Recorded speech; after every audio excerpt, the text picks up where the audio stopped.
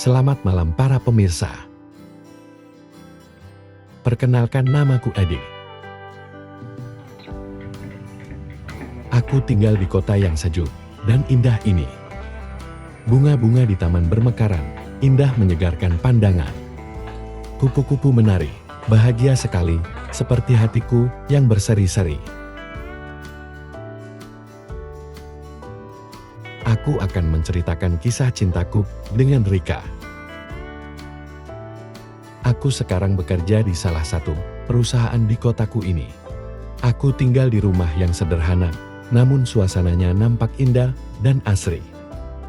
Bunga-bunga di tamanku menambah indahnya romantis rumahku ini. Aku mengenal gadis cantik Rika namanya. Rika kulitnya putih, wajahnya cantik, bodinya sangat mempesona. Aku mengenalnya secara tidak sengaja. Di tempat kerjaku aku sangat menikmatinya. Rekan kerjaku sangat enak diajak kerja sama. Salah satu kawanku bernama Rika. Rika orangnya cantik, agak sedikit manja, sebetulnya aku suka sama dia. Kami sering jalan bersama, terkadang saya suka mampir ke rumahnya. Terkadang aku jumpa orang tuanya, bapaknya sepertinya kurang suka dengan kehadiran saya. Entah mengapa aku tidak tahu. Namun Rika sepertinya suka sama aku. Rika suka bercerita tentang orang tuanya, bapaknya ingin punya menantu seperti pilihannya. Aku sendiri tidak tahu pilihannya seperti apa, aku hanya mendengarkan curhatan Rika. Aku hanya menjadi pendengar yang baik. Kupandangi wajah yang cantik itu, bibir yang mungil itu. Duh, seandainya ia jadi kekasihku. Aku hanya berharap, ataukah aku hanya sebagai kekasih bayangan buatnya. Namun tidak apa-apa asal aku bisa dekat dengannya. Hari ini Rika curhat padaku, dia mau dijodohkan dengan anak kawan bapaknya. Rika belum kenal lelaki itu. Kawan bapaknya orang kaya, dia seorang pengusaha. Bapaknya mungkin berpikir dengan harta, anaknya akan bahagia. Malam minggu aku ada janji ke rumahnya. Sore itu aku mandi, kusiapkan baju terbaikku, kelihatannya cocok dengan penampilanku.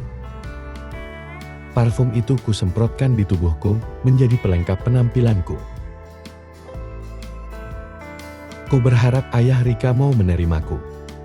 Jam menunjukkan pukul 7. Motorku sudah siap mengantarkanku menuju rumah pujaan hatiku. Siapa lagi kalau bukan Rika, gadis yang cantik itu. Sepanjang jalan aku membayangkan wajah Rika yang cantik dan manja itu. Duh, kenapa jantungku berdebar bila mengingatnya. Ya Tuhan, apakah dia jodohku? Kalau tidak Tuhan, hapuslah kata tidak itu dan tuliskanlah kembali aku menjadi jodohnya. Sore itu langit cerah, namun tidak seperti hatiku yang sedang gundah, yang ingin mencari gadis yang jadi belahan hati. Rika, aku sayang kamu. Sampailah aku di depan rumah itu, kulihat mobil mewah sudah terparkir di sana. Ada ragu hatiku masuk ke halaman rumah itu.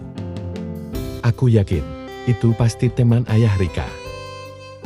Dan dari cerita Rika, teman ayahnya adalah bos ayahnya juga, karena kawan waktu mahasiswa, sekarang menjadi bosnya ayah Rika.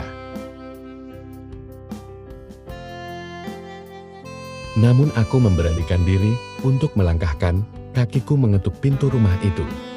Pintu pun terbuka, kulihat di ruang tamu ayah Rika, bicara dengan bapak-bapak yang sebaya dengannya.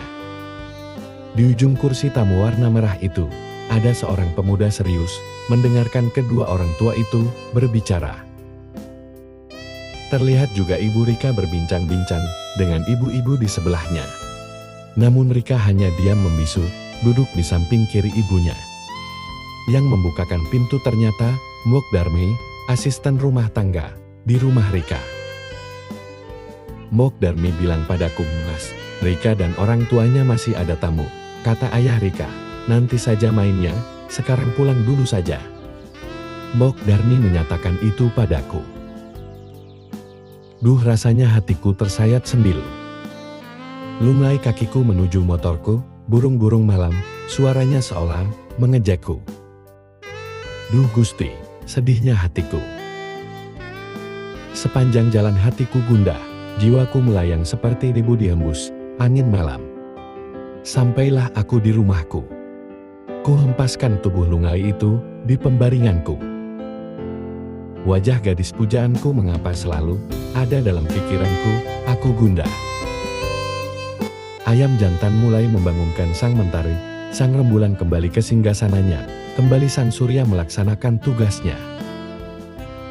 Aku terbangun dari pembaringanku, malam ini susah mataku terpejam. Ternyata pagi sudah datang.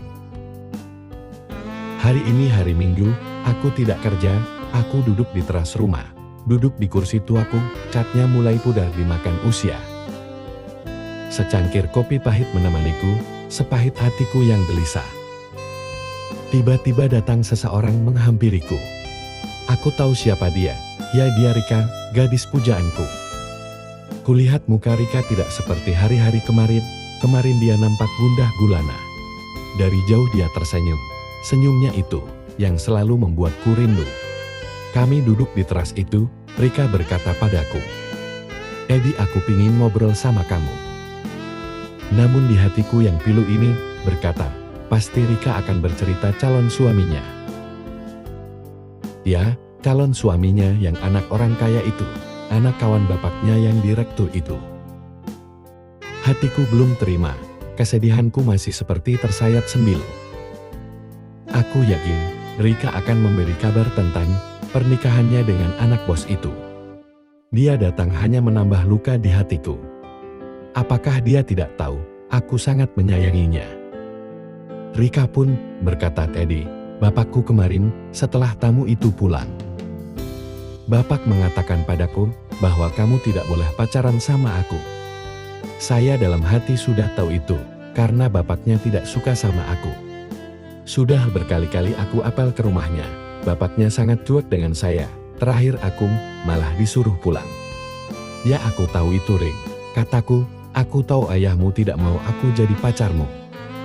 Rika tersenyum padaku, namun senyum itu kini menjadi rasa sedihku. Rika melanjutkan bicaranya, "Dotet, ayahku memang tidak mau kamu jadi pacarku," ulangnya. "Tapi ayahku ingin kamu jadi suamiku, ayahku sudah jumpa kemarin dengan kawannya. Ayahku sepertinya kurang suka dengan anak kawannya, katanya tingkahnya kurang beretika, dia anak manja. Ayahku tidak berpikiran dia anak orang kaya, dia ingin punya menantu yang dewasa sifatnya, ingin anaknya bahagia."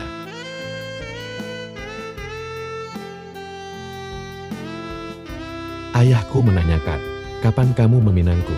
Jangan sampai ayah berubah pikiran." Rasanya aku disiram air di padang tandus, hatiku ceria seceria kupu-kupu yang ada di tamanku. "Aku besok akan datang bersama orang tuaku untuk melamarmu," duh bahagianya hatiku. Kupeluk tubuh gadis cantik itu dan kukecup keningnya. Dan kami pun bercinta. Pemirsa, itulah sekelumit kisah cintaku dengan Rika. Kini hatiku berbunga-bunga, seperti bunga yang mekar di halamanku. Kisah ini hanya fiktif belaka, bila ada kesamaan nama dan cerita, itu hanya fiktif belaka. Salam dari saya, Nick Carter.